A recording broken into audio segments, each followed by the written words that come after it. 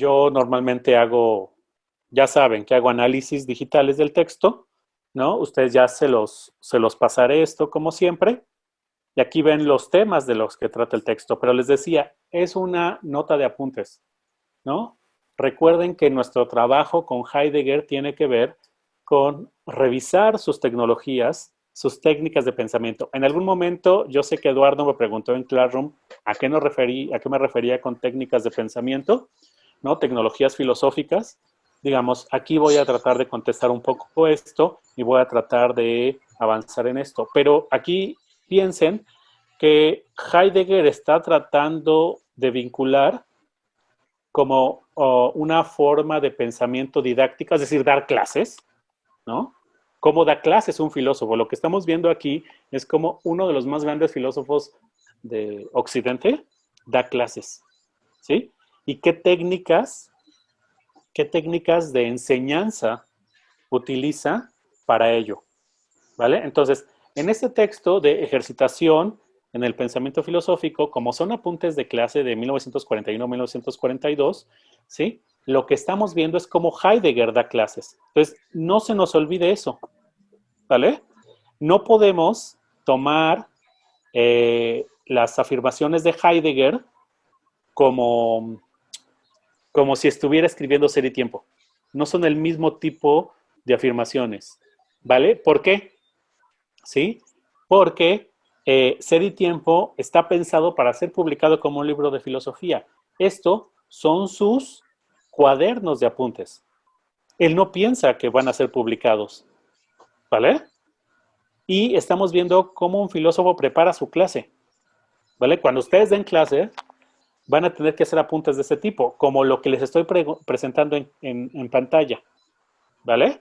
Una de las cosas que nos va a permitir este texto es discutir, alguien creo que lo señaló, no sé si fue Carlos, ¿no? Me preguntó en Classroom si que tendríamos que, en relación con la pandemia y en relación con dar clases en línea, discutir si podíamos hacer filosofía, ¿no? Si podemos hacer filosofía y podemos enseñar filosofía sobre tecnologías digitales. Este texto, ustedes verán, nos permite también discutir eso porque Heidegger está pensando las técnicas de enseñanza de un filósofo y de un filósofo que es, pues digamos, de la talla de Heidegger, ¿no? De uno de los más grandes exponentes de la filosofía, está dando sus clases, ¿sí? Y técnicas didácticas para dar clases.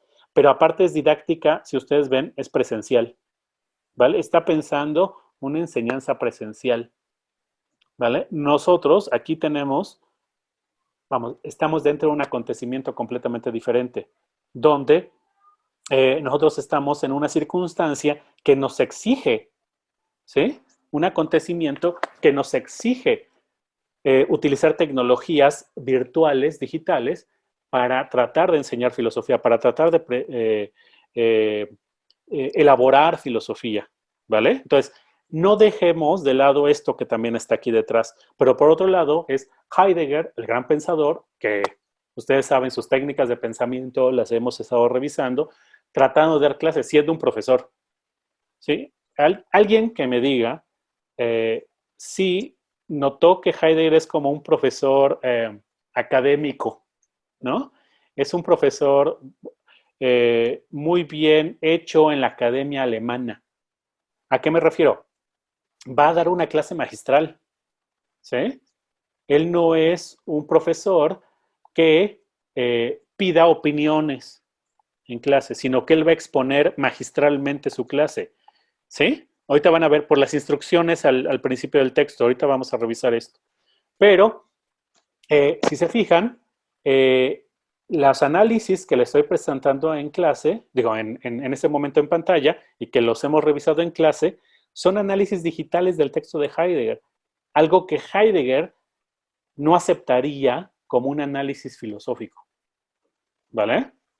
Pero nosotros lo podemos hacer, podemos confrontar lo que está haciendo, ¿vale? Heidegger y cómo está proponiendo el ejercicio de la filosofía y que tiene que ver con algo que yo preparé la clase, esta clase exclusivamente, es la cuestión de la artesanía. Heidegger piensa que dar clase de filosofía es como una artesanía, o es más, que el ejercicio filosófico se ejerce como un artesano hace una artesanía, ¿vale? Está pensando, lo voy a decir así, que las tecnologías del pensamiento filosófico son tecnologías artesanales, ¿vale? Al menos los 3 videos que hicieron, el de Emiliano, el de Carlos y el de Eduardo, se centraban en eso. ¿Por qué? Porque, digamos, han entendido perfectamente que eso es lo que está discutiendo Heidegger, ¿vale? El ejercicio o la práctica filosófica tiene que ser como la de un artesano, ¿vale? Esto es importante, ¿vale? Por eso la lentitud, y eso es algo que vamos a revisar y que sobre todo vamos a revisar en este texto. Por eso es importante y por eso lo revisé con ustedes. No nos vamos a meter propiamente en su interpretación de Anaximandro ni de Nietzsche, aunque sí vamos a hacer alguna pregunta, ¿vale?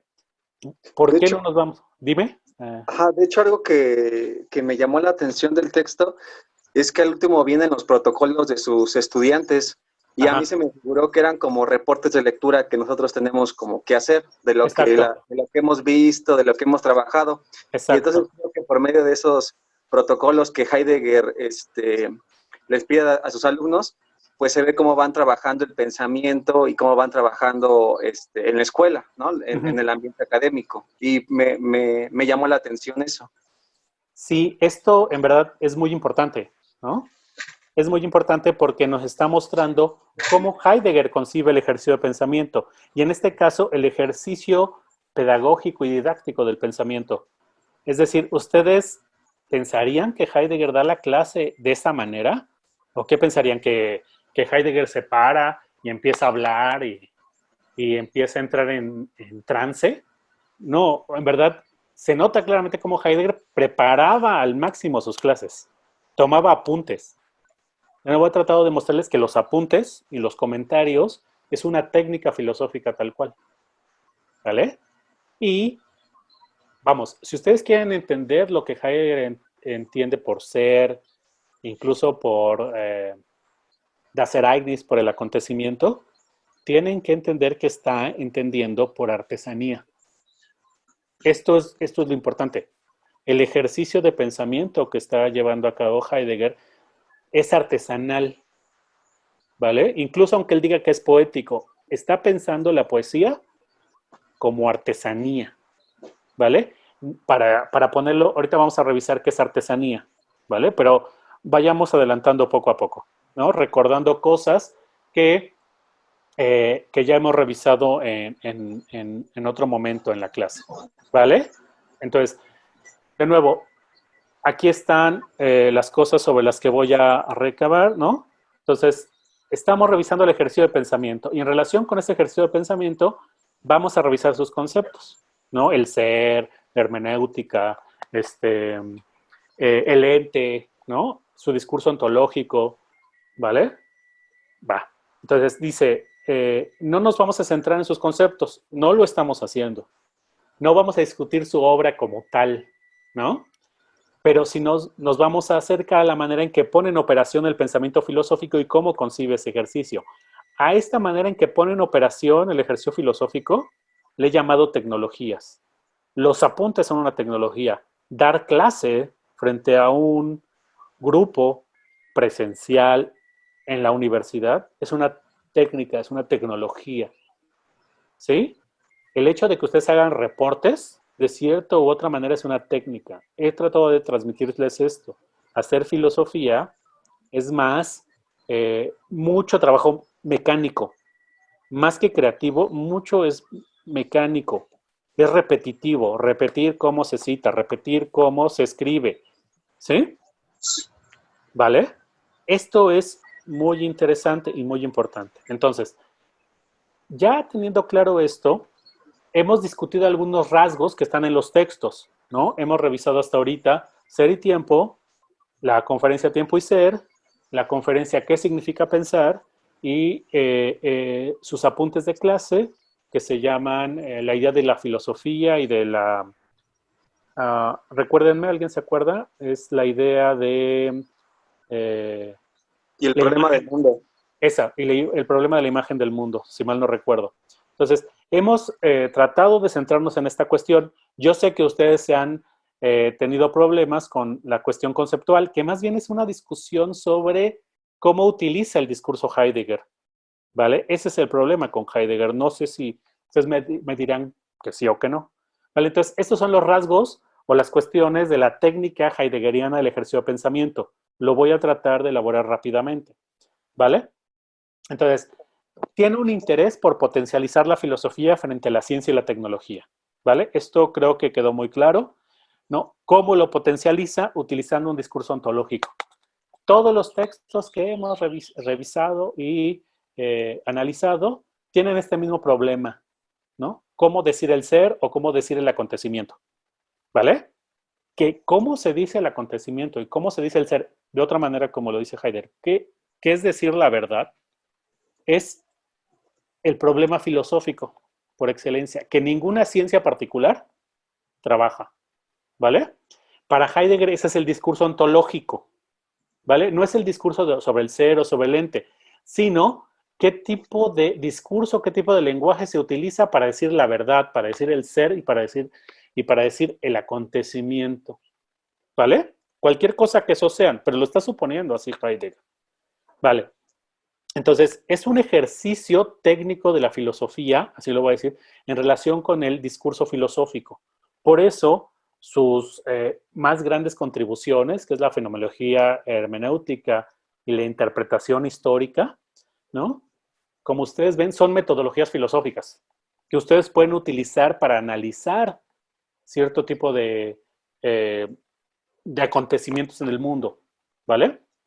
Yo en alguno de los videos decía que cómo analizamos el sentido de lo que vivimos en la cuestión de la pandemia, ¿no? ¿Cuál es su sentido, ¿no? Es decir, no necesariamente qué significa, no necesariamente eh, eh, cuál es su referencia, ¿no?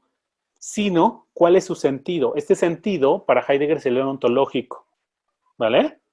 Sería una significación mayor, ¿vale? Entonces, vamos paso a paso. ¿Alguna pregunta hasta ahorita? Creo que eso lo hemos revisado y lo hemos tratado de trabajar.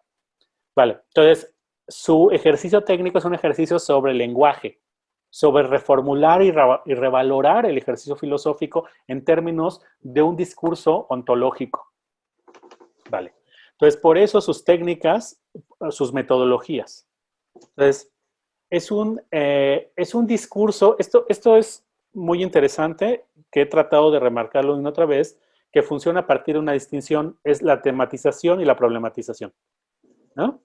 La tematización es dar las características de un objeto, ¿no? De un hecho, de un acontecimiento, ¿vale? Es muy sencillo, que es la pandemia, ¿no? La pandemia es un estado sanitario en la que todos tenemos que confinarnos, tenemos que evitar el contacto entre los individuos, ¿no? ¿Para qué? Para evitar enfermarnos. Es decir, nosotros podemos definir o caracterizar, ¿no? De qué se trata lo que estamos viviendo. Pero cuando se problematiza, ¿no? Tú no das por sentado nada, ¿vale? No das por sentado eh, las opiniones y los significados, sino que estás buscando el significado. Entonces, la distinción entre ser y ente, que está en ser y tiempo, y que empieza a aparecer, por ejemplo, que se empieza a difuminar cuando empieza a introducir el problema del acontecimiento, ¿no? Que dice que pensar el acontecimiento es pensar el ser sin lo ente, ¿no? Está tratando de generar un discurso filosófico problematizante, ¿vale? ¿Qué es un discurso filosófico problematizante? Lo que sabemos, al menos a partir de la hermenéutica fenomenológica y lo que Heidegger y lo que hemos revisado de Heidegger, es que es un tipo de discurso que no da por sentado ningún otro tipo de discurso, ¿vale? De principio, ¿sí? Esto es importante, ¿vale? Entonces, por otro lado, este tipo, vamos, a ver, para decirlo de otra manera, cuando supongo que ustedes tienen, o ustedes mismos les gusta la tradición analítica, tienen compañeros que pertenecen a la tradición analítica, o que a ustedes les parece interesante, y entonces, ¿por qué les gusta la tradición analítica? Porque es muy metodológica, ¿no? Tiene métodos de pensamiento muy bien fundamentados y muy bien elaborados. La mayoría está fundado sobre la lógica, ¿no? La lógica de diferente manera. Vamos, Heidegger está discutiendo con esas tradiciones, ¿vale? Directamente. Pone a discusión la estructura lógica para el discurso conceptual. Él cree que los procedimientos argumentativos y las estructuras de validez no funcionan cuando uno quiere como formular, o al menos, el discurso filosófico que está interesado por decir el sentido de los acontecimientos. ¿Vale? Entonces, la fenomenología hermenéutica, la interpretación histórica, ¿no? La problematización conceptual, reniegan de las estructuras lógicas del discurso conceptual. ¿Vale? En todos los textos, Heidegger una otra vez tiene un párrafo diciendo que su ejercicio de pensamiento es un camino que no lleva a la lógica proposicional ni a cualquier tipo de estructura lógica. ¿Vale? ¿Por qué? Porque es problematización. No está buscando una estructura conceptual rígida que nos ayude a entender el significado de lo que sucede, sino que busca el sentido de lo que acontece. Esto es diferente según Heidegger. Por lo tanto, no está argumentando en términos lógicos, sino está buscando las estructuras argumentativas de validez, ¿vale? De validez argumentativo. Vamos, eso no significa que sea un poeta, ¿vale? ¿Sí? Esto no significa que sea un poeta, Heidegger, o un artista, ¿vale? Como a veces se utiliza una caracterización para hacerlo menos, ¿vale? Esto significa otra cosa, según Heidegger. Significa que hay un ejercicio de la filosofía que utiliza técnicas y metodologías que no son la lógica ni la argumentación, ¿vale? Por otro lado, está discutiendo algo que yo personalmente creo que tomó de Nietzsche, ¿no? Pero que viene de la discusión romántica sobre el lenguaje y la gramática, ¿no? Que es que él piensa que el discurso filosófico tiene que contravenir o no tiene que aceptar la estructura gramatical del discurso, ¿vale? Como la sintaxis o la semiótica. Hay frases de Heidegger que lo que nos cuesta trabajo es la forma como está escrita. Por otro lado, no tiene una estructura narrativa, como, por ejemplo, si ustedes leen el discurso del método de Descartes, tiene una estructura narrativa perfecta, ¿no? Cómo él está sentado, qué es lo que descubrió mientras estaba sentado, ¿no? Hay, por ejemplo, la fenomenología del espíritu también tiene una estructura narrativa perfecta, ¿no? Desde cómo el espíritu es experiencia sensible, ¿no? Hasta cómo se va desarrollando en el tiempo, lo que supone que es el tiempo Hegel, ¿vale? Incluso, eh, incluso la crítica de la razón pura tiene una estructura narrativa perfectamente, pero Heidegger nos sorprende porque cada maldito texto que revisamos tiene una estructura gramatical distinta, ¿vale? Y entonces uno tiene que, de pronto, ¿no? Decir, bueno, pues ¿de qué está hablando? ¿No? ¿De dónde me agarro para entender de lo que está hablando? Pero tiene que ver con esta discusión que él propone, que la concepción gramatical, la concepción narrativa del lenguaje no nos ayuda a pensar el ser sin el ente, ¿vale? Que el discurso ontológico tiene que, de alguna manera, renegar de la estructura lógica, pero también de renegar de la estructura gramatical, ¿vale? Esto tiene que ser una y otra vez recalcado, porque así podemos entender por qué él dice ciertas cosas como la cuaternidad o como la correspondencia o como oír, ¿no? Estas cosas que parecen metáforas, ¿no? Que dicen, bueno, pues que Heidegger es un poeta, no es cierto que es un filósofo. No, es un filósofo que quiere proponer unas técnicas de pensamiento distintos, ¿vale? Y que él cree que tiene que problematizar, ¿vale? Entonces, hay toda la cuestión es en relación con su concepción del lenguaje, ¿no? Que yo les decía que en alguna de las clases decía que eres contra la teoría del signo, ¿no? La teoría del signo es una teoría muy vieja que se remonta a los griegos, ¿no? Que no voy a elaborar tanto aquí, pero que al menos Heidegger sí está tratando de discutir toda la discusión sobre el indicio, sobre el índice, ¿no? Sobre la referencia que está en los textos de Heidegger una y otra vez.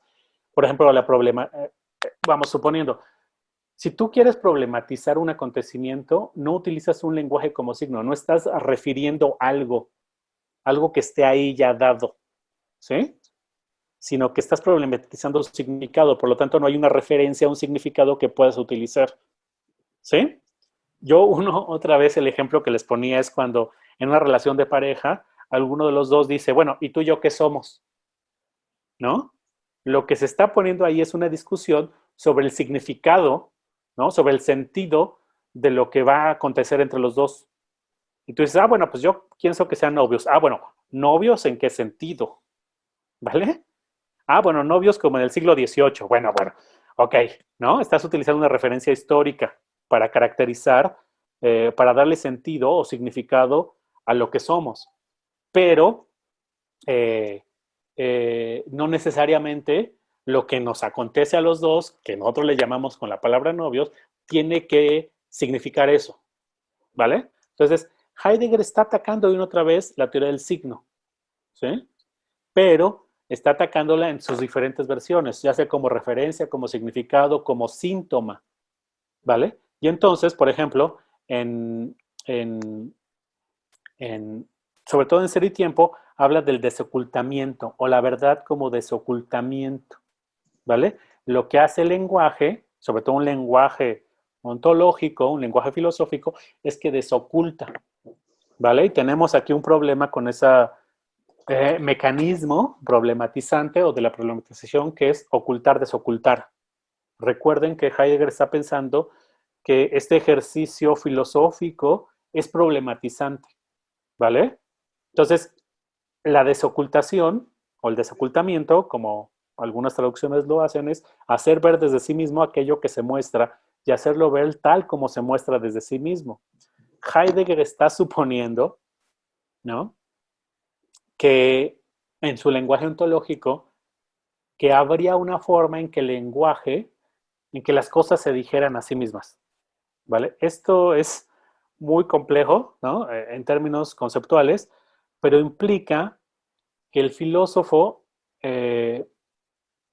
tiene que describir lo que acontece, ¿sí? Pero esa descripción es problematizante. No va a definir, ¿sí? Ni va a argumentar, ni va a dar una hipótesis, sino que va a describir problematizantemente o de manera problematizante, ¿no?, lo que está sucediendo. Pero esta descripción problematizante se da en relación con cómo las cosas se dan, ¿vale? Cómo las cosas ocurren. Recuerden que también está esta idea de que el ser sin lo ente o el acontecimiento, ¿no?, que lo hemos visto en los otros textos, se da, ¿vale?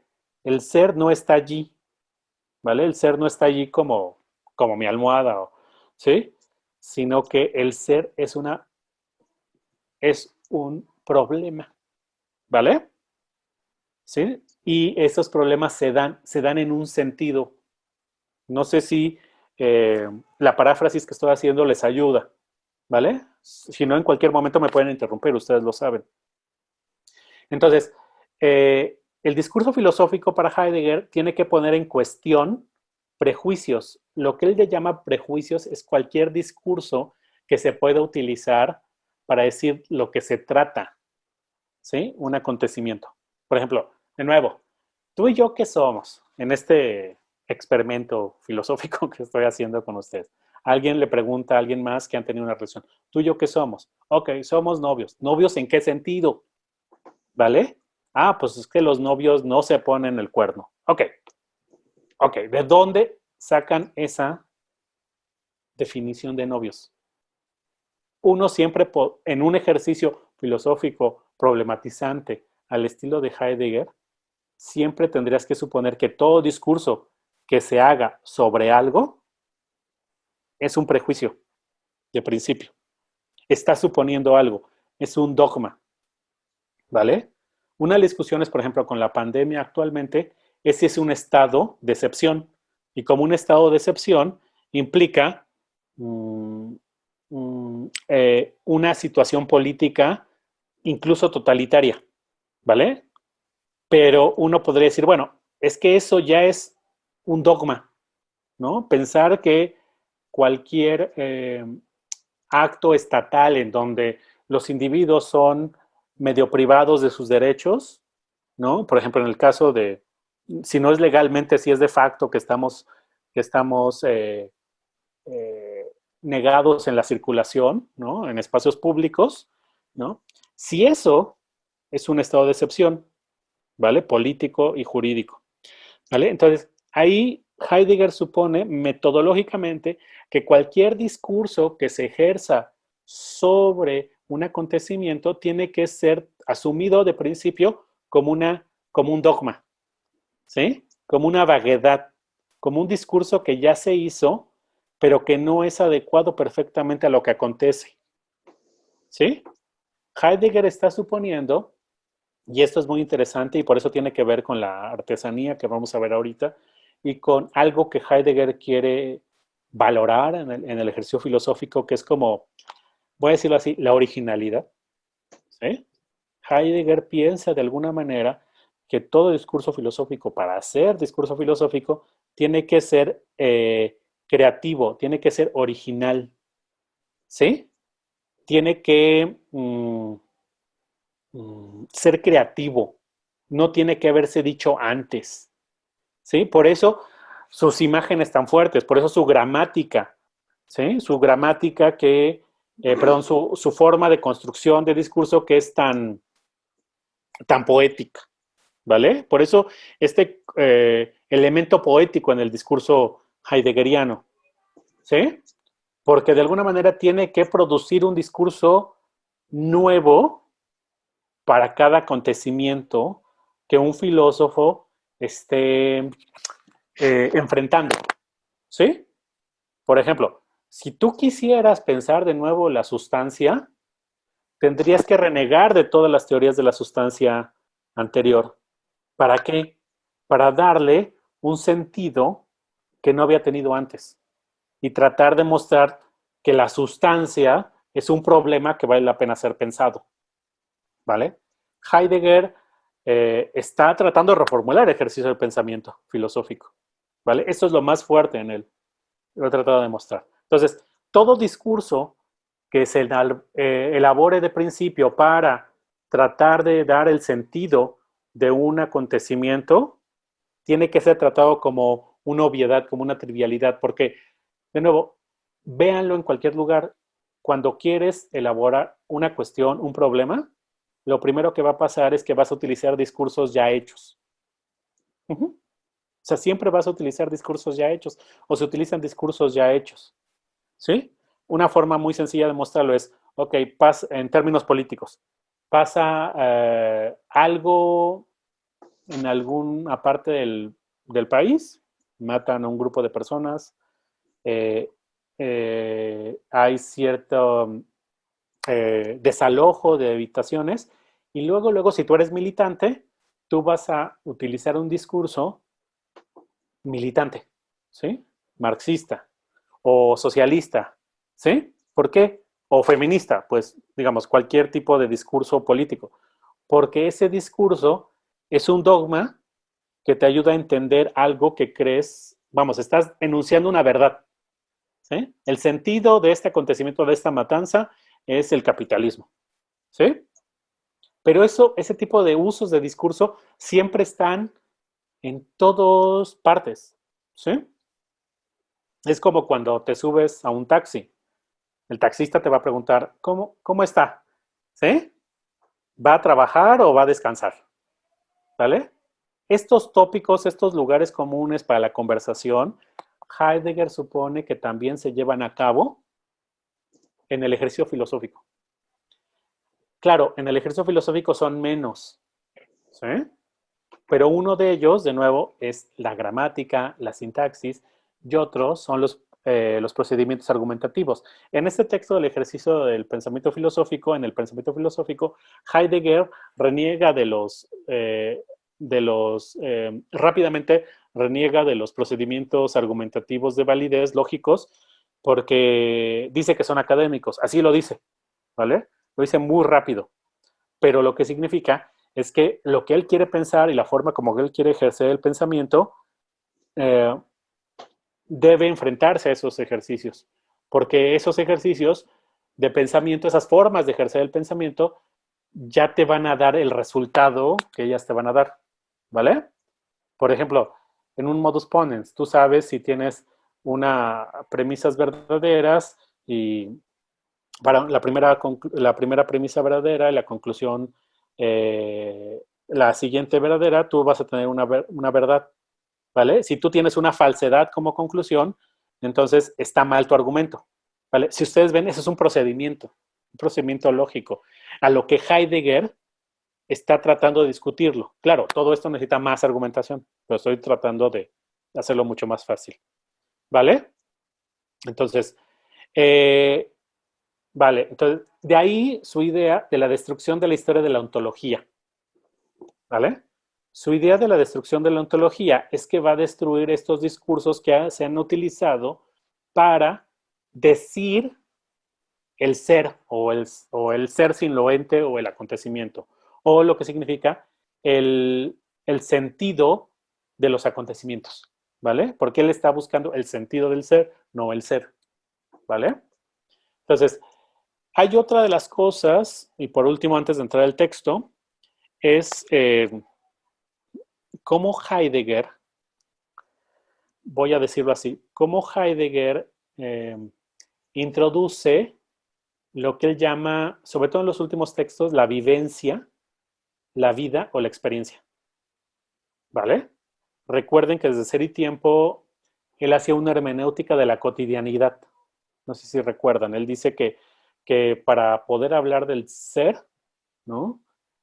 O del sentido del ser hay que pasar por el Dasein, pero para hacer eso primero tienes que analizar el sentido del Dasein, ¿sí? Pero el sentido del Dasein es en la cotidianidad, ¿vale? Y los textos que hemos revisado, sobre todo el anterior, el de Día de la Filosofía y de la imagen del mundo, de la concepción del mundo, perdón, es una discusión fuerte sobre cómo darle valor a lo que él llama la vivencia personal y cómo volverla una ciencia. ¿Por qué está discutiendo esto Heidegger? Por la cuestión del problema fenomenológico de cómo describir lo que acontece y que esa descripción hermenéutica, fenomenológica, tenga un valor filosófico y no sea solamente una afirmación vamos, de tengo frío, tengo calor, sino que el hecho de que tú afirmes tengo frío tenga un carácter conceptual, ¿sí? Un carácter conceptual histórico, ¿no? Filosófico fuerte, ¿sí? Esto es una discusión con toda la tradición epistemológica, ¿sí? Que dice que la experiencia, que no hay ciencia de la experiencia, ¿sí? Que toda la ciencia tiene que ser ciencia de lo universal, no hay ciencia de lo particular. Y toda afirmación experiencial es particular, ¿vale? Entonces, Heidegger, esto es muy importante, Heidegger piensa que en esas afirmaciones de experiencia se puede dar el sentido del ser, ¿sí? Esto es muy problemático conceptualmente. Heidegger la quiere fundamentar, ¿sí? Con sus metodologías, ¿vale? Entonces, si se fijan, es bastante complejo y el campo es muy amplio lo que está tratando de elaborar Heidegger, ¿sí? Es muy complejo, pero lo que estamos tratando de hacer es mapear este tipo de problemas.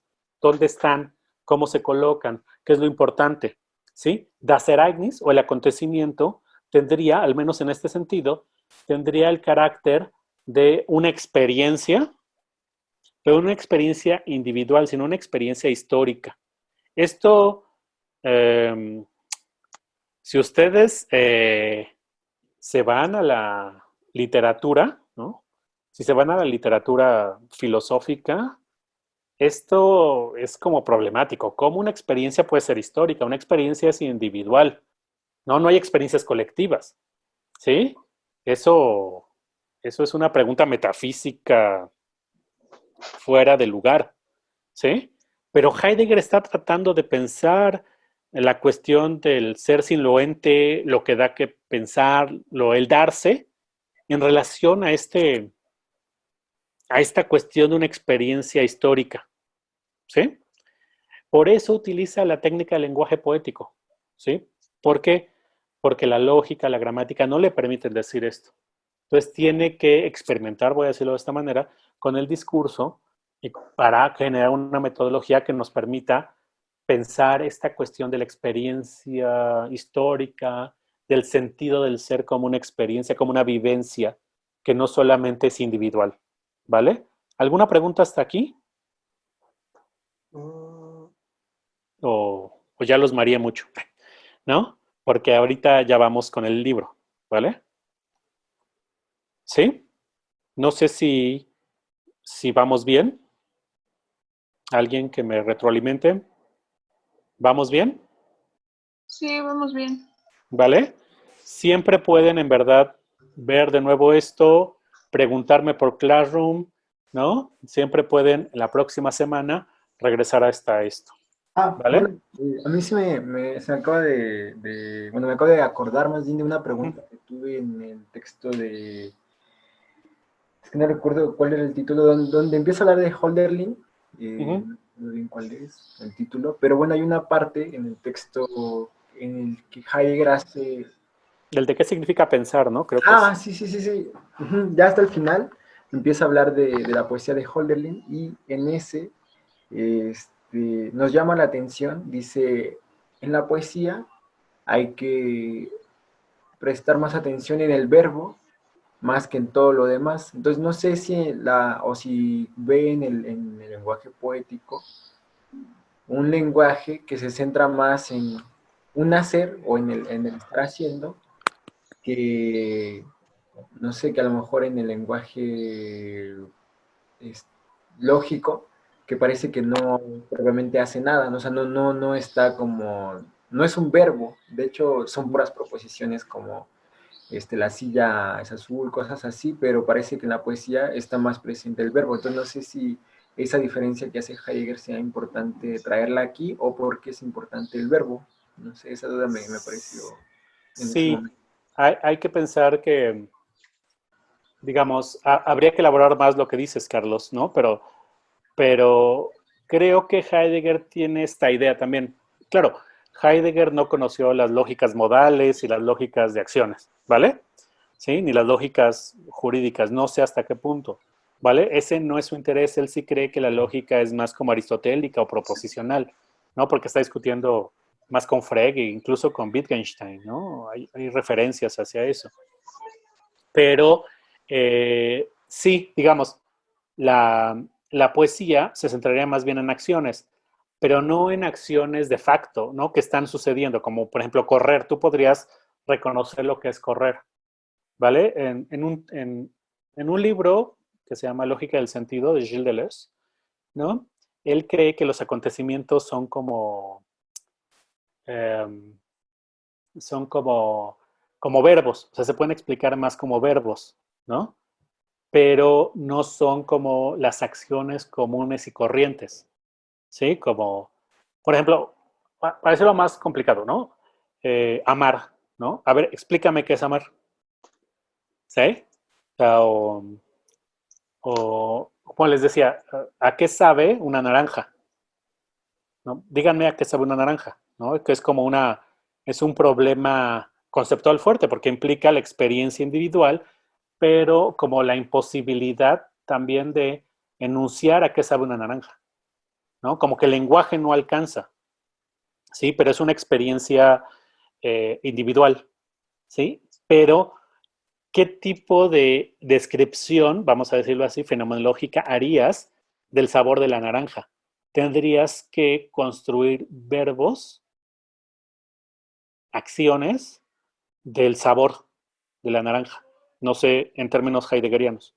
No sé si soy claro, ¿no? Tendrías que construir verbos diferentes, ¿sí? Que no pudieras, que solamente significarían el sabor de la naranja. Ujú. Y que tendrían que expresar el sentido del sabor de la naranja, ¿sí? No sé, o sea, enunciado así como lo estoy haciendo, es como bastante complejo, ¿no? Porque, ¿cómo le das estatuto ontológico a eso, o estatuto filosófico a eso? ¿Vale? Por eso desde la tradición analítica, ¿no? Se discute eso, ay, ¿qué es la nada nadea? ¿No? ¿Sí? Esta idea de la nada nadea, ¿no? Pero bueno, Carlos. Sí, de hecho, no sé si esto que está diciendo, bueno, o sea, como de hacer verbos que sean propios para la experiencia de la naranja, digamos, o de, no sé, con la fruta que sea, Ujú. tiene relación, bueno, con el trabajo de los poetas, pero es porque ellos a la hora de, digamos, de realizar su trabajo poético, para decir lo que quieren decir, tienen que salir como del lenguaje común o del lenguaje, digamos, o de las palabras que se utiliza como generalmente para poder, no sé si llamar ampliar el lenguaje es que no sé cómo llamarlo, como hacer que emerja como ciertas palabras propias para lo que quieren decir y quizá Heidegger en su trabajo no busca, digamos, entrar en una discusión no solamente una discusión común o con palabras como usuales, sino poder mostrar lo que quiere mostrar pues, con sus palabras como propias, ¿no? Pues hay muchas palabras que son como propias de Heidegger, que se le hacen como burla o algo así, quizá es como su intento, ¿no? Bueno, no sé si ese sea como el vínculo entre el trabajo poético y el trabajo de Heidegger, quizá. Sí, es que ahí, por ejemplo, tú tendrías que pensar, ok, si yo al sabor de la naranja le llamo, ah, voy a naranja dulcear, vale, o sea, estoy, en verdad que parece de broma, ¿no? Pero tiene sentido, naranja dulcear, ¿vale? Eh, ¿De dónde viene eso? O sea, ¿qué permite que yo pueda enunciar ese discurso? O sea, ok, un poeta, vamos un poco lo que dices, vamos a ver quizá algún texto de esto. Un poeta puede, puede inventar, o sea, Trilce de Vallejo, um, ¿han leído Altazor de Huidobro? De Sí, Vicente Huidobro. Lo pongo en el Classroom, ¿no? sí. Pero ahí hay una invención de palabras, ¿no? También César Vallejo inventa palabras, porque es un ejercicio poético, ¿no? Quiere generar un efecto, quiere producir algo, pero Heidegger supone, ok, ¿de dónde viene la posibilidad de yo inventar palabras para tratar de enunciar una experiencia? ¿Sí? Eso es el ser, es el dar sentido, ¿sí? ¿De dónde viene? ¿Sí? ¿Qué es lo que me permite? ¿Sí? La enunciación de esto, ¿sí? No es el objeto en sí mismo. Tiene que haber una posibilidad de enunciar cosas, ¿sí? Entonces, todo este tipo de problema, ¿no? Es lo que la técnica de pensamiento filosófico trata de elaborar, ¿sí? Bien o mal, ¿eh? Pero sí está abriendo muchos problemas que después filósofos posteriores van a elaborar, ¿vale? Si quieren, seguimos con esto y vamos elaborando. De todos modos, la clase que viene podemos retomar esto. Entonces, como ustedes saben, estamos revisando este texto, ¿vale? ¿Sí? Y eh, como les decía, lo voy a volver a enfatizar porque es importante, son apuntes de clases, ¿vale? Son apuntes de clases.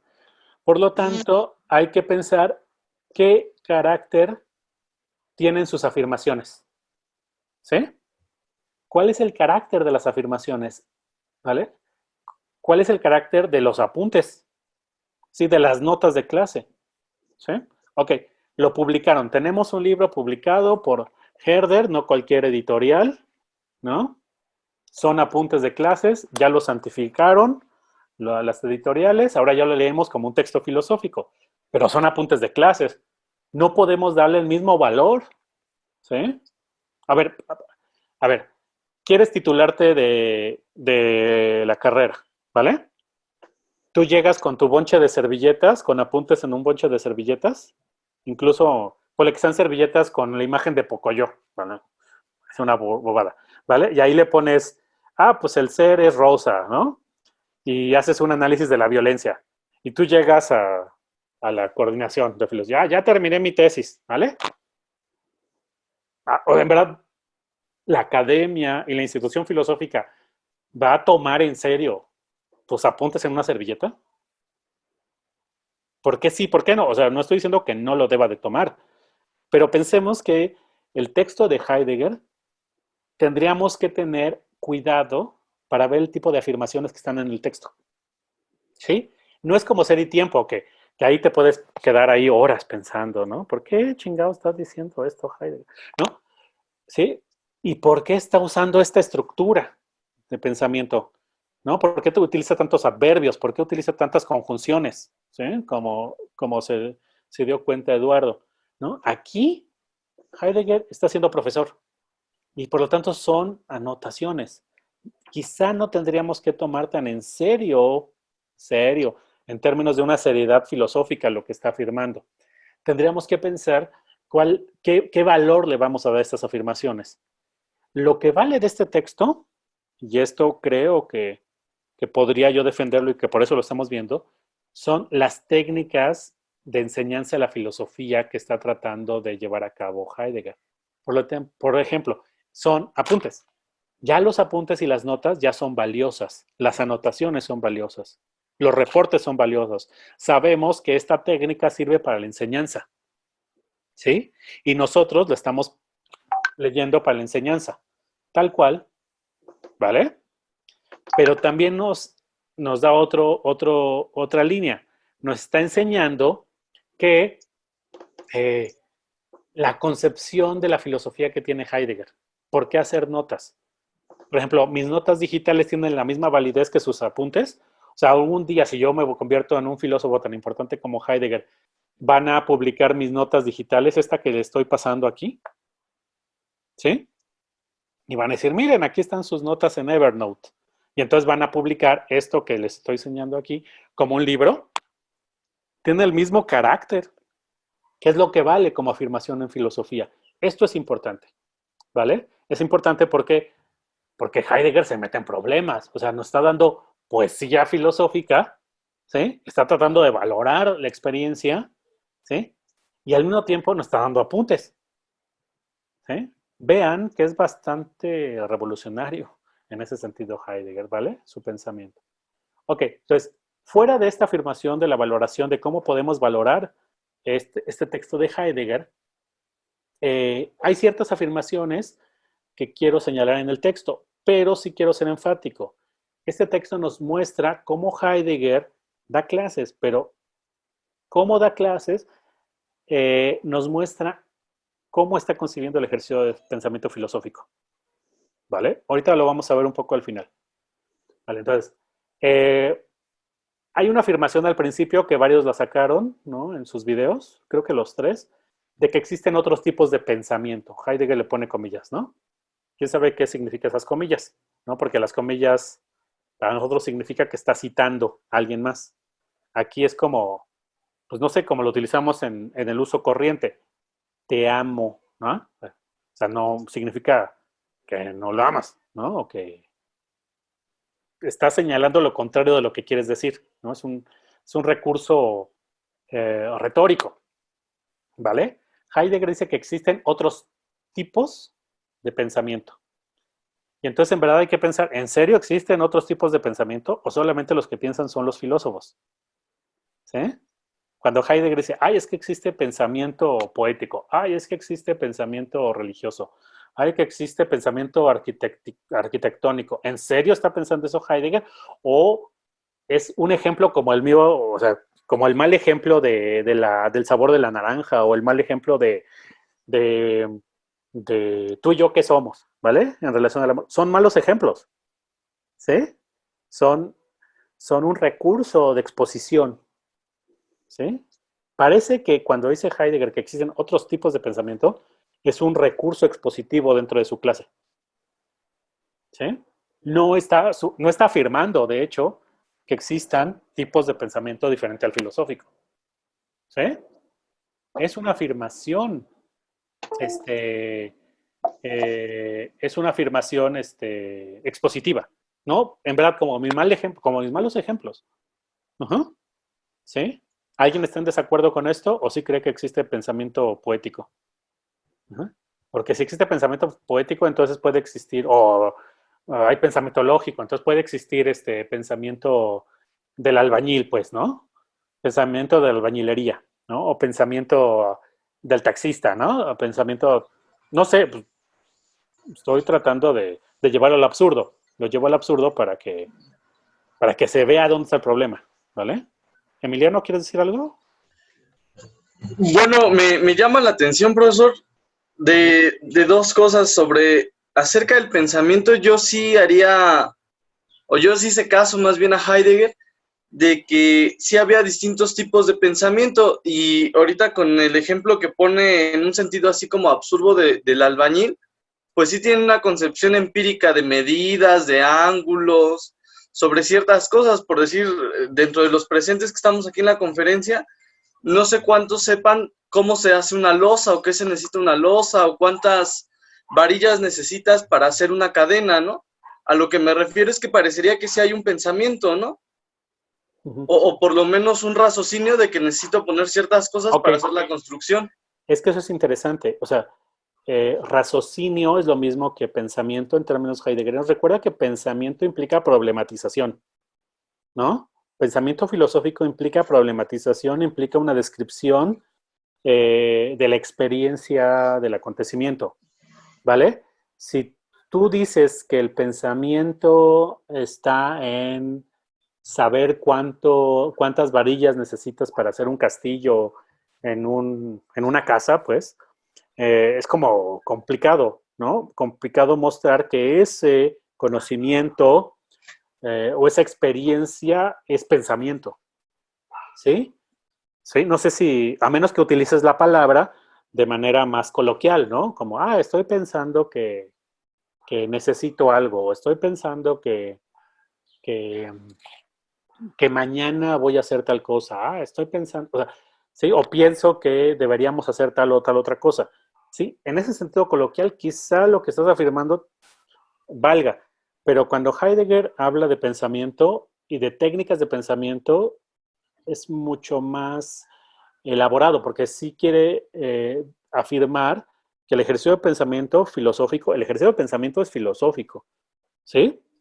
¿Vale? Es como nuestra exclusividad, ¿sí? El pensamiento es tal cosa, porque a menos que tú creas que cuando los filósofos escribimos un ensayo, también hacemos cuentas, ¿no? Para decir como inverso, ¿no? O sea, pones el argumento inverso. Los filósofos, cuando escribimos ensayos o escriben ustedes reportes, están construyendo casas, ¿verdad?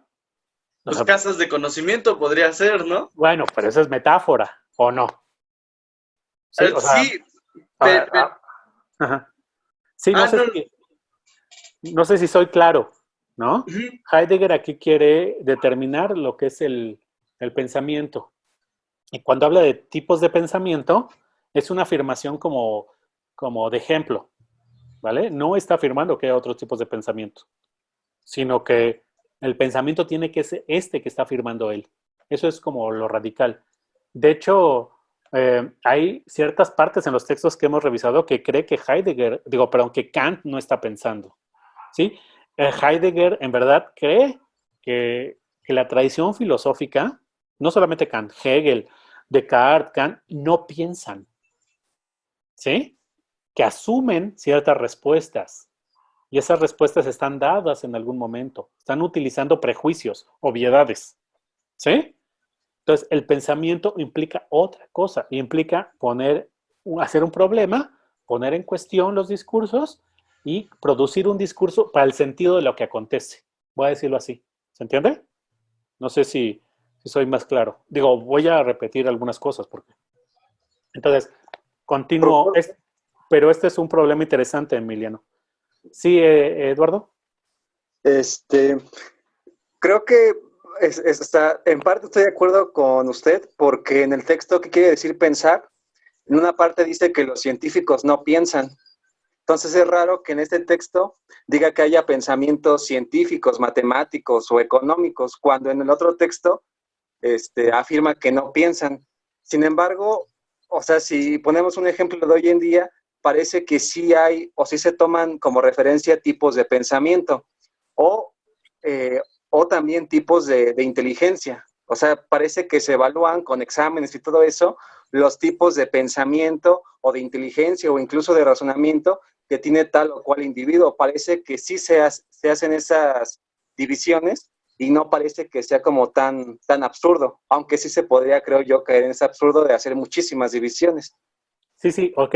Estoy de acuerdo, o sea, por eso digo que lo que plantea Emiliano tiene sentido y es importante, pero sí tendríamos que revisar qué discursos afirman que existen pensamientos diferentes, ¿vale?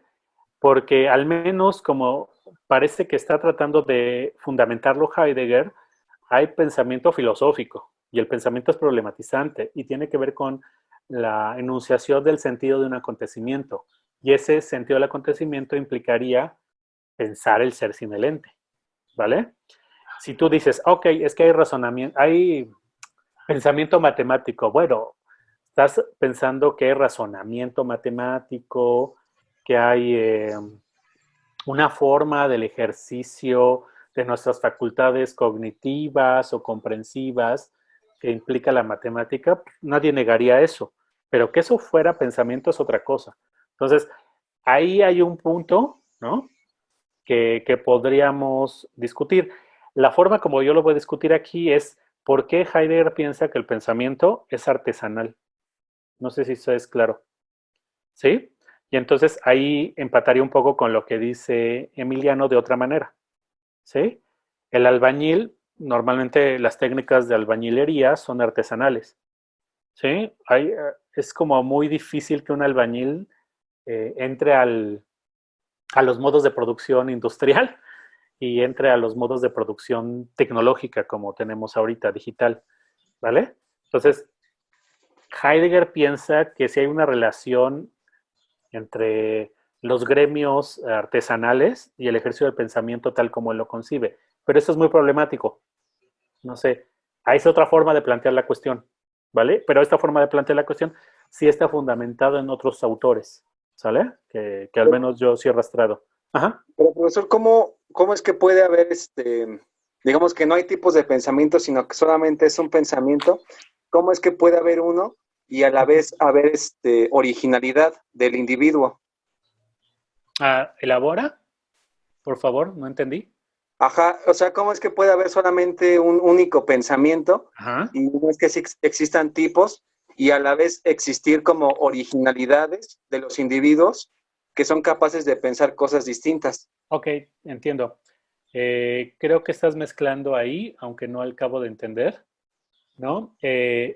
Heidegger sí de alguna manera cree y quiere salvar esto, es importante. No sé si lo podamos ver en otros textos, pero bueno, lo avanzo desde ahorita.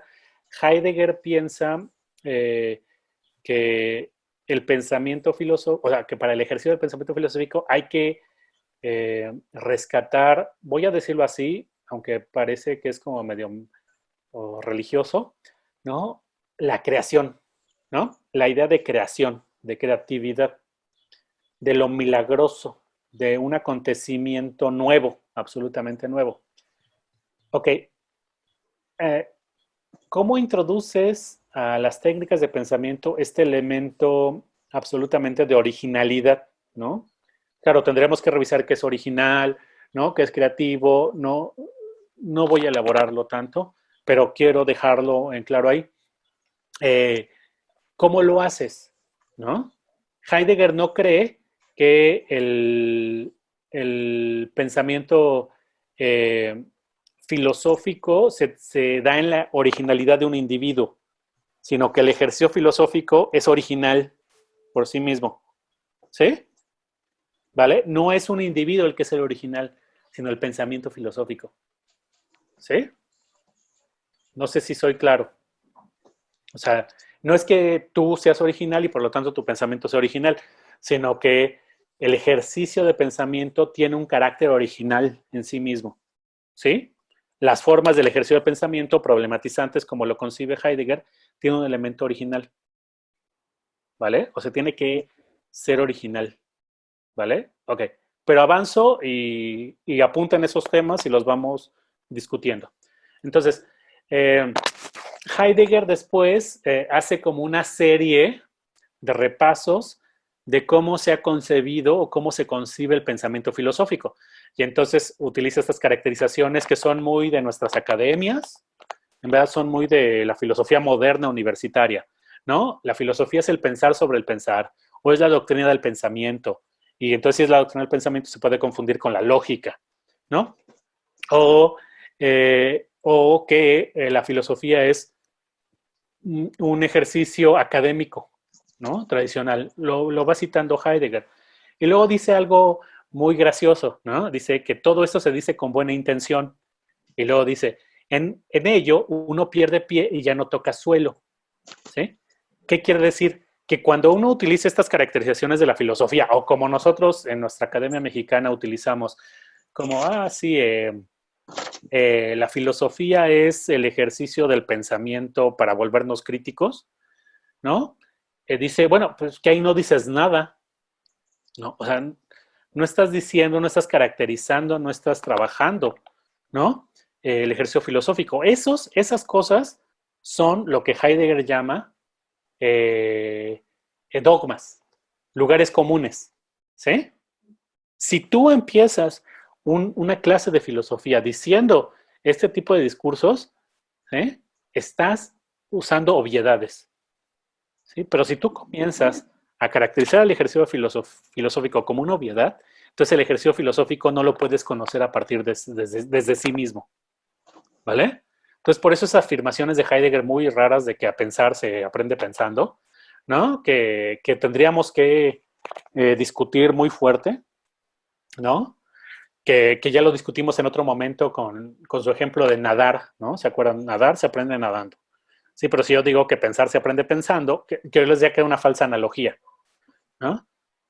Si mal no recuerdo es en el de qué significa pensar o qué quiere decir pensar. Heidegger dice que a pensar se aprende pensando, como a nadar se aprende nadando.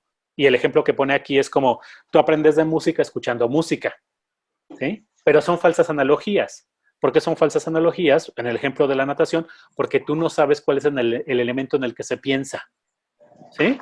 Y en el ejemplo de la música, Heidegger dice, bueno, pues que esto no sirve para nada, porque tú puedes escuchar mucho a Bach, pero al final no sabes componer nada, ¿no? O sea, tú puedes apreciarlo, ¿no? Pero no sabes qué es la música, ¿sí? No la sabes producir, ¿vale? Ahí hay como problemas con eso. Lo que dice Heidegger es que, pues, que pierdes el piso. No enuncias de qué se trata, ¿vale? ¿Vale? Eduardo, tienes abierto el micrófono, ¿verdad? ¿Vale? Entonces, dice, nos quedan con vagas impresiones, ¿sí? No podemos conocer lo que es el pensamiento. Entonces él empieza a dar instrucciones, no sé si se fijan, para su clase empieza a dar instrucciones, ¿no? De cómo se tiene que ejercer el pensamiento, ¿sí? Y dice, el ejercicio del pensamiento es de entre principiantes, ¿sí? Dice, para aprender a pensar se da entre principiantes. No hay que dejar de lado esta idea del principiante, porque el principiante, ¿qué es un principiante? Díganme. O sea, como ustedes, son quienes no son expertos. ¿Eh? Heidegger está negando la figura del experto en filosofía. ¿Sí? Disculpe, profesor, Ajá. yo entendí ahí que cuando decía lo del principiante, hay otra parte donde él se refiere a que debemos de empezar desde el principio. Entonces, si el principiante está en el principio y él quiere a fuerzas empezar desde cero, desde lo uno, digamos, Ajá. entendía que por eso el ejercicio del principiante era un ejercicio filosófico porque Ok. empezaba desde cero. Pero dime cuál es el principio de la filosofía. ¿Pensar? Pero te quedas con una idea vaga. No sé si es claro. ¿Sí? En los otros textos, cuando utiliza la palabra principio o origen Heidegger, se está hablando al ser sin lo ente o al acontecimiento, a cómo aparece o se desoculta el sentido del ser. ¿Vale? Aquí sale igual. pero de principio tiene este doble matiz. Uno, hay que empezar a pensar desde el principio. Eso no significa que te vayas a los presocráticos, ¿no? Bueno, como en nuestra licenciatura se empieza así, ¿no? Ves desde el principio y significa empezar desde los presocráticos. Sí, puede significar esa cuestión histórica, pero Heidegger, de alguna manera, el principiante se opone al experto, ¿vale? Se opone al experto y por lo tanto está negando, por eso lo de las preguntas tontas, ¿sí? O sea, se vale en filosofía hacer preguntas tontas, porque estas preguntas tontas, lo dice aquí abajo, déjenme, ¿no? ¿Dónde está? Sí, dice que tienen más valor que algún pensamiento esa. como refinado, ¿no? Sí, exacto. Entonces, el principiante es el que empieza a pensar, el que no es experto y el que piensa desde el origen, ¿sí? ¿Vale? Es una imagen bastante interesante, ¿no? Es el que no es perito. Vamos a decirlo de otra manera, es el inexperto, ¿vale? El que no tiene experiencia en el pensamiento. Por eso las preguntas tontas tienen valor. Aquí está, ¿no? Por eso habla del diálogo, ¿no? O sea, vamos, está hablando metodológicamente, si se fijan. Por eso son instrucciones y son modos de proceder. Esto es lo importante. El pensamiento tiene instrucciones y tiene modos de proceder, tiene tecnologías o técnicas. No sé si es más claro ya la respuesta, Eduardo, ¿no? Que tú decías, bueno, ¿a qué le llama tecnologías del pensamiento? Pues aquí Heidegger nos está dando técnicas de pensamiento, ¿sí? Y entonces, ¿cuál es una de las técnicas de pensamiento?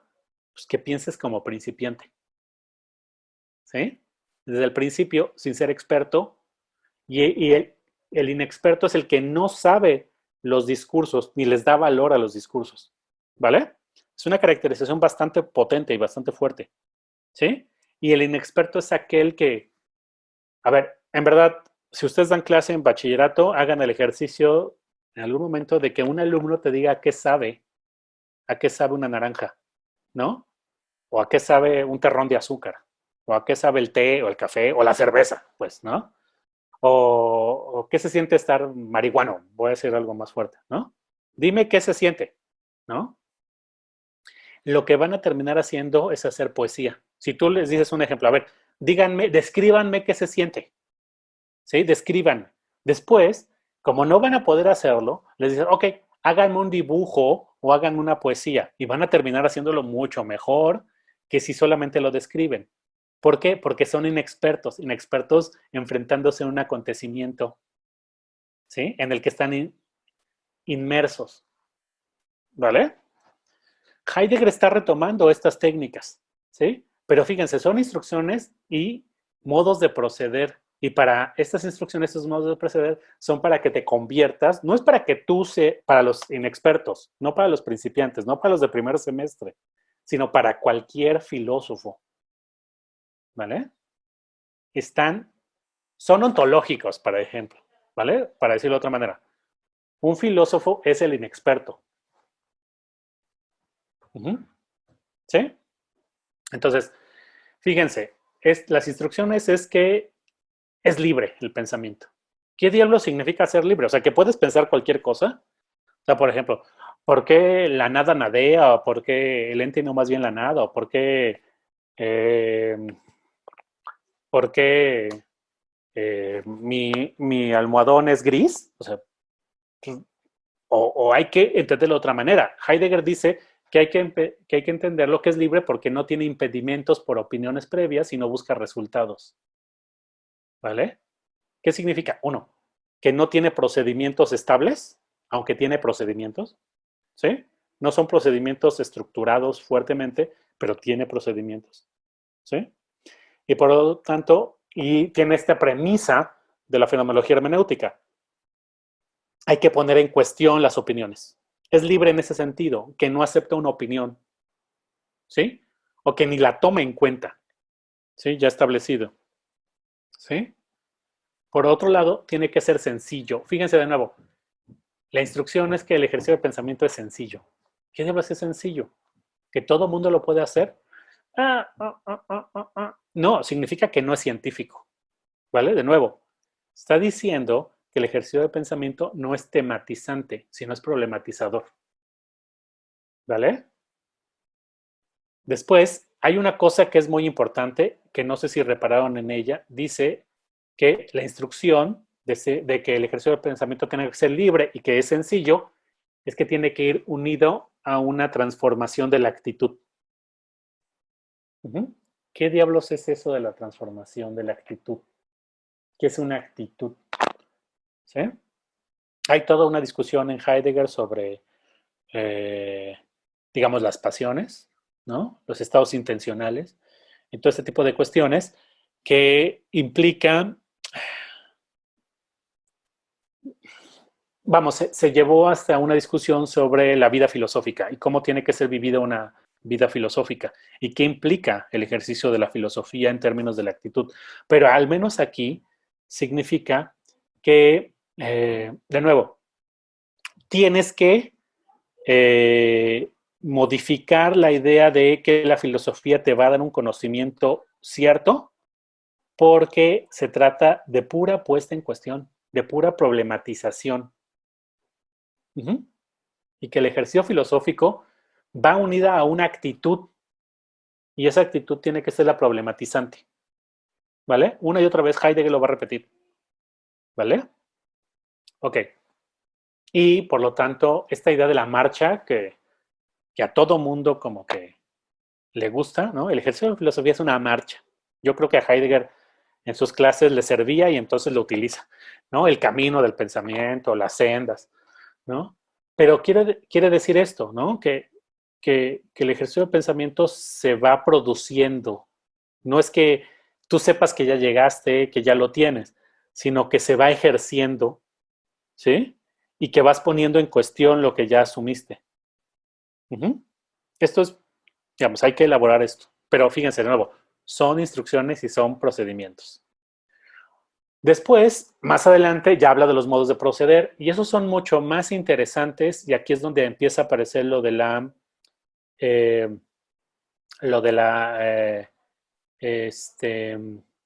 artesanía, ¿vale? Dice, uno de los modos de proceder es que es un diálogo. Lo voy a leer.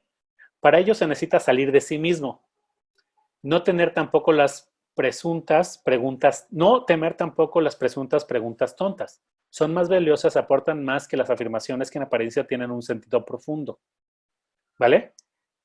Hay una de las caricaturizaciones de Heidegger es que él es muy profundo, ¿no?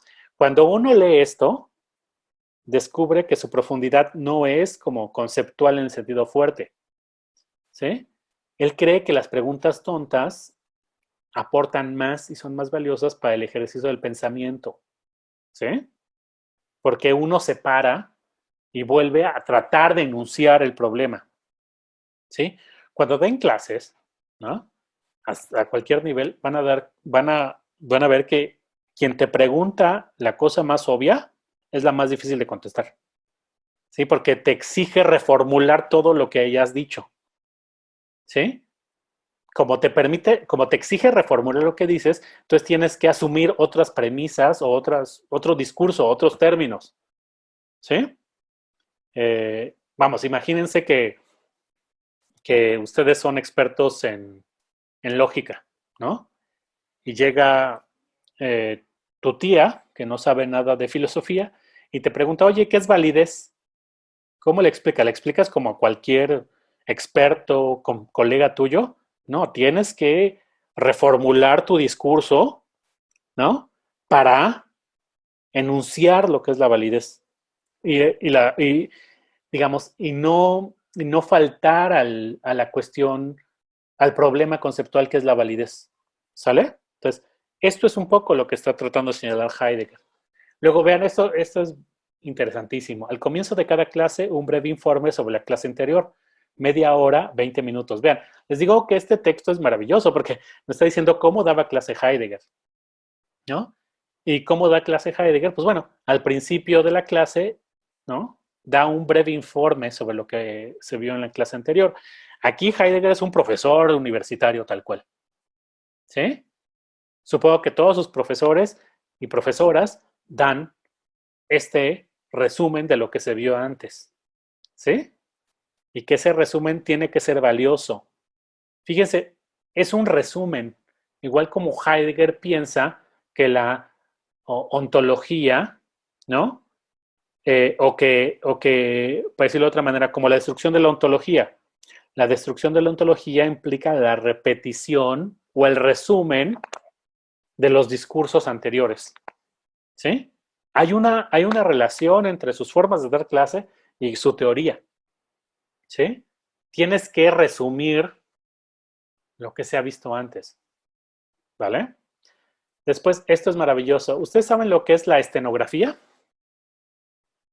Dice, no usar la estenografía, sino reproducir pensando autónomamente hasta el fondo, pensar hasta el fondo. Con eso se persigue una finalidad múltiple. A, establecer la conexión con lo anterior. B, aprender a exponer y a decir con precisión. C, ganar la mirada para lo esencial. Pues también aquí, en los ejercicios, permítanme, aquí está un problema. Aquí, en los ejercicios, hay algunas cosas accesorias e incluso extravagantes. Por eso es necesaria una marcha determinada y no sin violencia, interrumpir preguntas y explicaciones. Pero para ello hay una hora de despacho.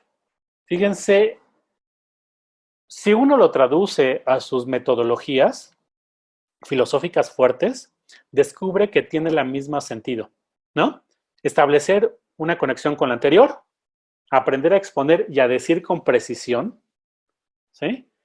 Y a ganar la mirada para lo esencial, para el origen, para lo originario, para la producción original, ¿sale? Pero, si se fijan aquí también es no usar estenografía. ¿Qué es una estenografía? Cuéntenme. ¿Alguien sabe?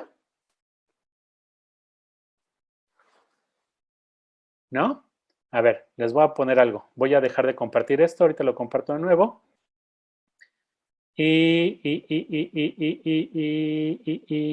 A ver, aquí. ¿Ya ven Google? Sí. Ok. Vamos a Wikipedia para que vean lo que es estenografía. Estenografía. Del griego estenos, o estéganos, perdón, cubierto u oculto, y grafos, escritura. Trata del estudio y aplicación de técnicas que permiten ocultar mensajes u objetos dentro de otros, llamados portadores, para ser enviados de modo que se perciba el hecho. Que no se perciba el hecho, perdón. Es decir, procura ocultar mensajes dentro de otros objetos y de esta forma establecer un canal encubierto de comunicación, de modo que el propio acto de comunicación pase inadvertido para observadores que tienen acceso a ese canal. Con estenografía y criptografía en ambas se intenta ocultar. Ok, díganme, bueno, por supuesto, aquí ya empieza a hablar de algoritmos, de bits, ¿no? Díganme cuál es la forma de estenografía más obvia. ¿Mm? ¿Alguien ha tomado en la secundaria, tomó algún taller de caligrafía o cómo se llama esto? Lo que utilizan las Secretarias, ¿no? Ajá, tal cual. Sí, estas rayoncitos que se hacían, ¿no? De secretariado, eso es estenografía. Heidegger lo que quiere, voy a dejar de compartir y voy a regresar a mi exposición. Heidegger no quiere que utilicemos una técnica de ocultamiento, una técnica en donde las palabras aparezcan, ¿sí? Como ocultando algo, ¿sí? Pero que es una tecnología. O sea, él quiere que se reproduzca el pensamiento como tal, o de otra manera, quiere que se reproduzca el pensamiento como si estuviéramos hablando ustedes y yo, ¿no? O sea, a ver, no quiero que utilicemos un mecanismo tecnológico. Quiere que el ejercicio del pensamiento sea casi in situ y que sea tú pensando y hablando, en el diálogo, como él dice. ¿Sí? No sé si es claro esto. La caracterización, al menos, estos modos de proceder, son modos de proceder artesanales en el ejercicio del pensamiento. ¿Sí? En este sentido, ¿sí? Lo que les diría, Heidegger podría dar clases en línea. ¿Ustedes piensan que si yo fuera Heidegger, que no lo soy, bendito o maldita sea, ¿vale? Eh, eh, ¿Podría dar clases en línea? O sea, esto es importante. ¿Por qué? Porque Heidegger está concibiendo que su transmisión del pensamiento tiene que seguir estos procedimientos y estas instrucciones. ¿Sí? Entonces, no tienes que utilizar estenografía, ¿vale? No tienes que utilizar un ejercicio del pensamiento, vamos, un ejercicio de la escritura más técnica de lo que ya es, ¿sí? ¿Por qué? Porque la escritura y el lenguaje ya es técnico de cierta manera. Por eso no lo podemos transmitir y por eso no lo podemos enseñar. Si no fuera técnico, vamos, ahorita yo a mi hija le estamos enseñando aquí en la casa, mi esposa y yo, ¿no? Sílabas, ¿no? Bueno, de primero las vocales, A, E, I, O, U. Si las vocales, perdón, si el lenguaje no tuviera estos criterios, ¿no? No podrías transmitir el aprendizaje del lenguaje y por lo tanto la posibilidad de que lo que el lenguaje permite, ¿sí? Heidegger cree que te tienes que quedar a un nivel, a ese nivel básico, ¿sí? Del lenguaje. Si tú utilizas estenografía, estás utilizando un nivel superior de tecnología. Por lo tanto, el ejercicio de pensamiento puede no llegar hasta el fondo, como él dice. Aquí ustedes ven una reticencia de Heidegger hacia la tecnología moderna. Eso es lo que quiero señalarles. ¿Emiliano?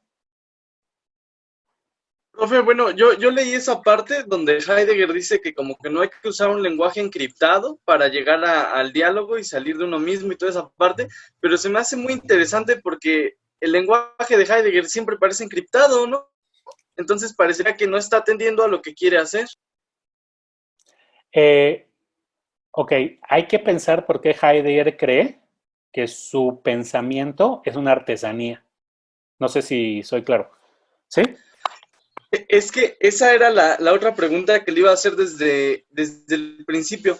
Usted siempre ha estado mencionando esa parte de la artesanía, pero creo que hay ahí un problema, por lo menos en mi parte surge un problema porque cuando pienso en artesanía, como lo está viendo Heidegger, pienso que se trata como de una artesanía tipo europea, no como una artesanía de las que se hacen aquí.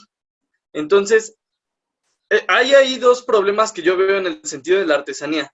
El primero es que sería entender cómo está entendiendo artesanía él, y la otra, que si estamos haciendo caso a Heidegger de eso de lo de la vivencia para tener la experiencia y llegar a la ciencia, entonces no serviría de nada entender su artesanía si nosotros no entendemos nuestra artesanía. No sé si me expliqué.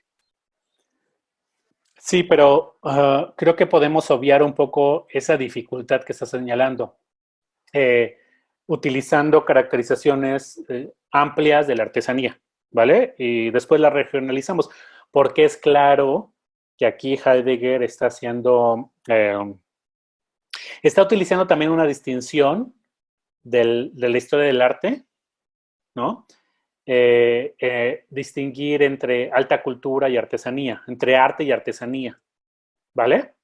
Y que se remite a la historia europea. Eso, en eso tienes claro, tienes razón, Emiliano, y es claro. Pero vamos a obviar esa discusión ahorita. Esa discusión la podemos hacer más posterior en relación con las cuestiones políticas y su formulación política en Heidegger, ¿vale? Creo que cabe más ahí. Ahorita yo sí quisiera al menos señalar que estos modos de proceder y esas instrucciones están señalando a la construcción de una artesanía, así en términos amplios, no a la construcción de un auto, voy a decirlo así, de un auto en una fábrica industrial, ¿sí? No al Fordismo, no no a las maquilas, ¿sí? Heidegger cree que de alguna manera el modo de producción de, del pensamiento va unido a un modo de producción artesanal, ¿sí? Después nos metemos claramente en esto. Ahorita les tengo algunas definiciones de artesanía para tratar de entenderlo, ¿vale? Pero a ver, ya se nos está acabando el tiempo, voy a hacerlo más rápido. Después Heidegger dice, ninguna vigilancia ni actitud de maestro de escuela, pero tampoco ninguna arbitrariedad ni un ir y venir sin dar grandes explicaciones. La regularidad de la asistencia o la decisión de no asistir quedan encomendados a la probidad interior de cada uno de los participantes. Si fijan, no quiere ser un profesor académico, ¿sí? Pero al mismo tiempo le interesa la asistencia. Rarísimo, ¿no? Es como, bueno, yo no voy a tomar, ¿no? Pero si quieren aprender a pensar, tienen que venir aquí conmigo, ¿vale? Esto es bastante interesante también. No voy a elaborar más, quizá en la próxima. Luego dice esta cuestión que es súper problemática de pensar siempre lo mismo, ¿sí? El ejercicio del pensamiento siempre está pensando lo mismo. No me voy a meter en eso ahorita, ¿vale? Porque tiene que ver con das Ereignis, con el ser. Y lo que quiero es, en este momento, es trabajar esta cuestión de la obra de artesanía. Heidegger piensa que el ejercicio del pensamiento es como el ejercicio de una obra de artesanía, ¿vale? Entonces, Heidegger, hay 3 citas donde lo relaciona. Dice, hay que tener una voluntad de saber hacer la obra de artesanía. Esta voluntad de saber hacer, fíjense, es como el cambio de actitud, ¿sí? ¿Cuál es la voluntad de saber hacer? Una artesanía. Si alguien ha tenido o si alguien ha hecho trabajo manual, no filosófico, ¿no? O no intelectual, sino, no sé, construir algo, ustedes saben que es mucho trabajo, ¿vale? Y que implica un trabajo con el cuerpo muy fuerte, ¿sí? Heidegger está pensando, piensen que hace analogía y que esta analogía para Heidegger es válida, ¿no? Que él la quiere sostener, ¿no? Entonces, piensen que Heidegger cree que somos como agricultores, que el pensador filosófico es como un agricultor. ¿Sí? Fíjense, aquí nos permitimos el lujo de no tener prisa. Ok, ¿ustedes creen que alguien en la maquila o alguien en una fábrica que está construyendo carros, televisores, se puede dar el lujo de no tener prisa? ¿No? En la producción, vamos, una de las cuestiones en filosofía de la tecnología es que los procesos técnicos de producción de objetos cada vez son más apresurados. No está la posibilidad de no tener prisa, de la lentitud, ¿sí? ¿Quién tiene lentitud? Pues el agricultor, el artesano, ¿sí? El maestro albañil. Si alguno de ustedes ha contratado un plomero o ustedes mismos han hecho plomería, ustedes saben que el tiempo del oficio es muy largo, ¿no? Bueno, venga a arreglarme el lavabo. O sea, se va a tardar 3 meses para llegar a arreglarte el lavabo. ¿Pero por qué? Porque el tiempo que él hace las cosas es largo, ¿vale? Fíjense, quizá eso ni siquiera sea lujo, sino necesidad. ¿Qué necesita el pensamiento, el ejercicio del pensamiento? No tener prisa, ¿sí? Pues no queremos en modo alguno seguir adelante, sino quedarnos en el sitio donde estamos. ¿De qué tipo y de qué lugar es este sitio? Esa es la cuestión.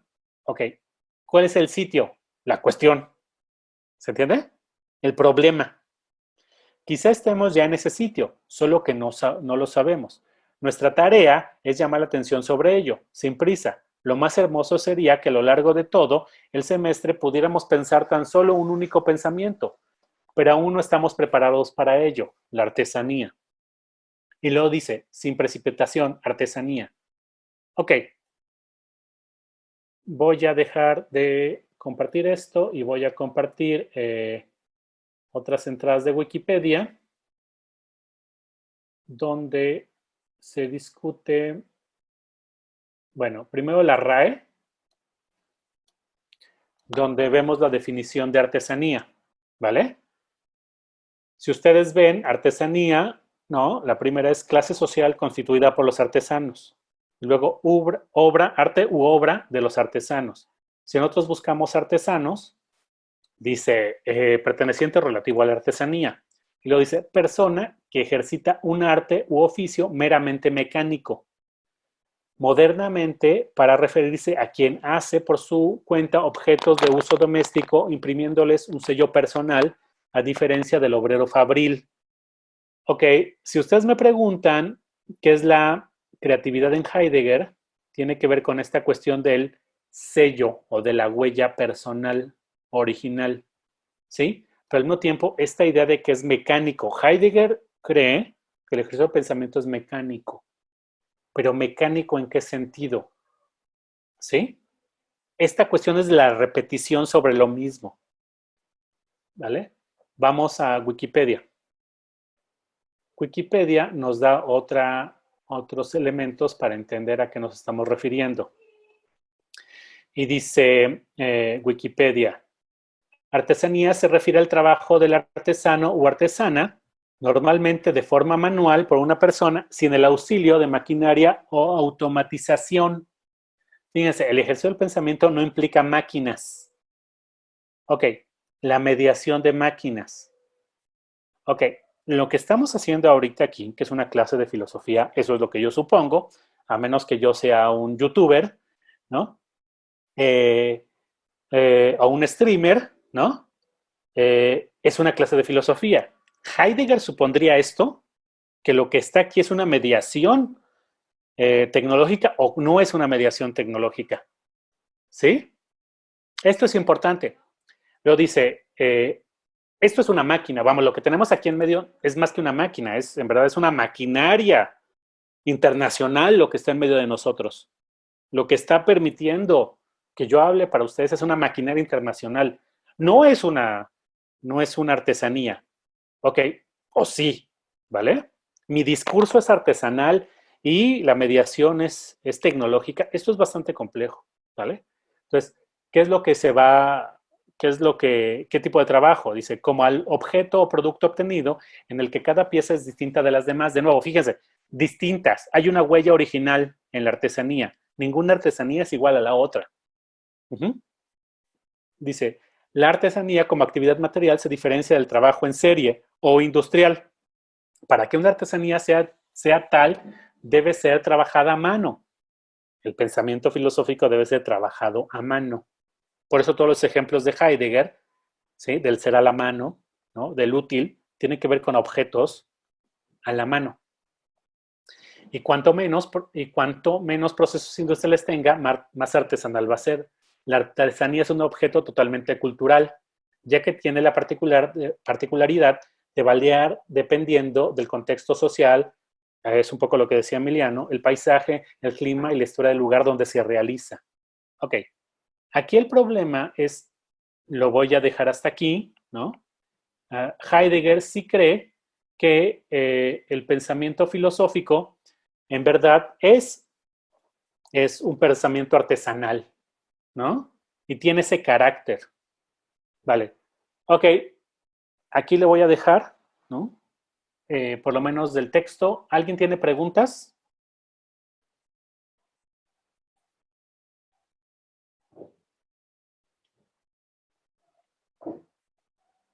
Digo, yo sé que son muchas cosas las que he elaborado aquí y abordado, pero sí me gustaría saber si alguien tiene preguntas.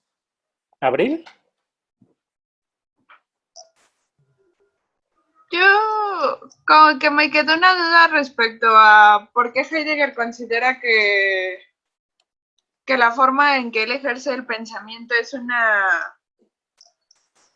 arte o una artesanía, porque incluso siempre que regresa a las etimologías, yo diría que eso es el empleo de una técnica o Sí, de sí. alguna tecnología en Ok. cierto sentido.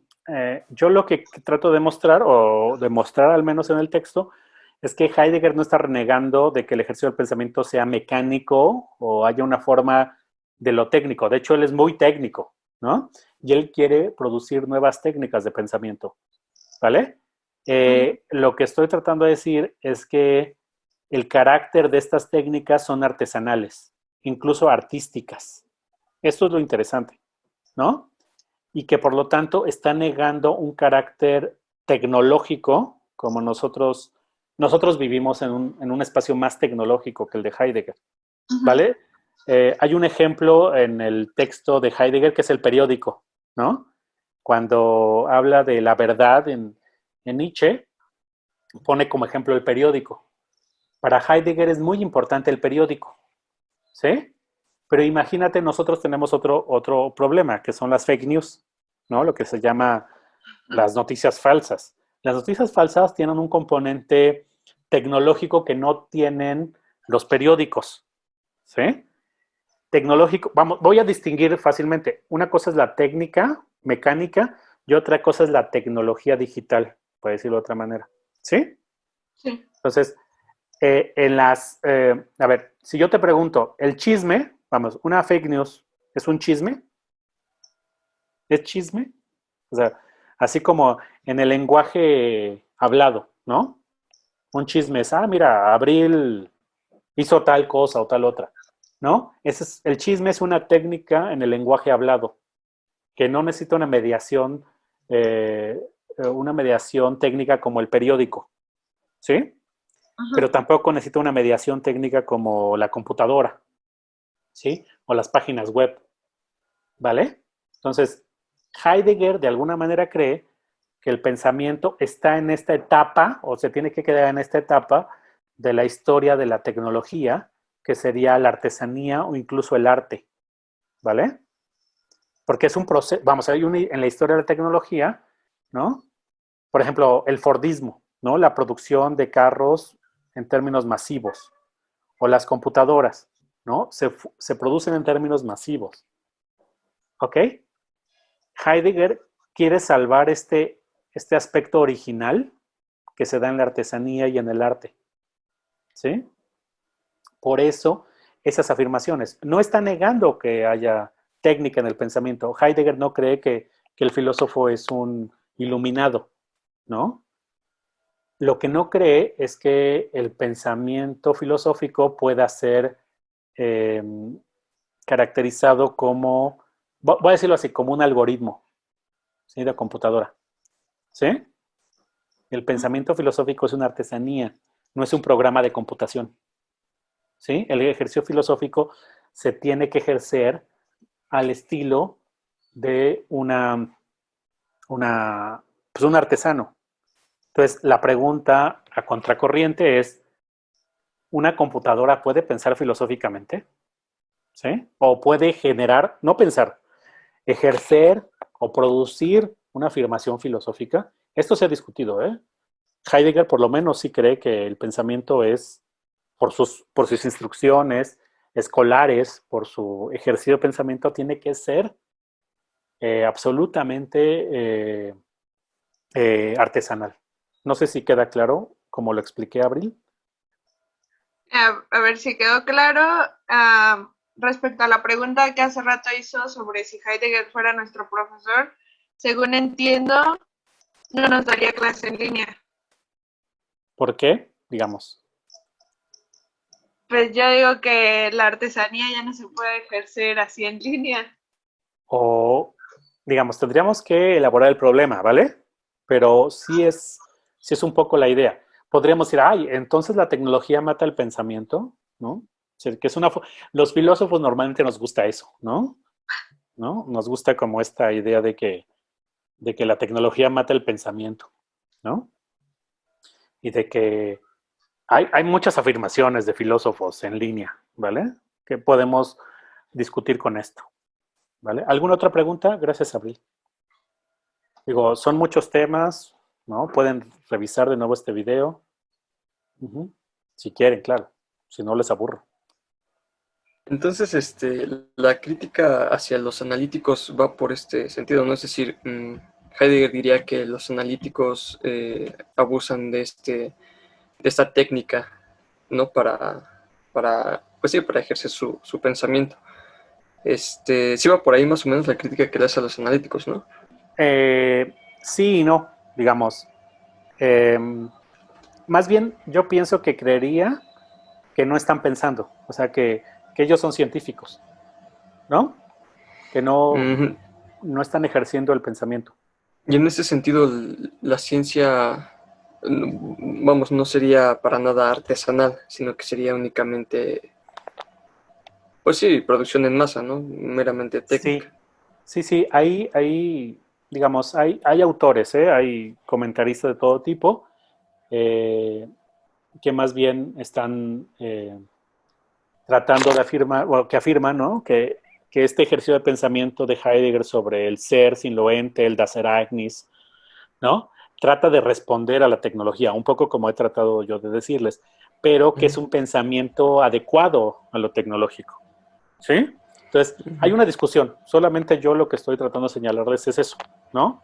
Que esas son discusiones, ¿vale? Okay. Pero sí, o sea, la discusión con los analíticos tendría que ir por muchas vertientes, pero una de ellas es que no necesariamente son filósofos, ¿no? Sino que son como científicos y que está bien, o sea, ¿no?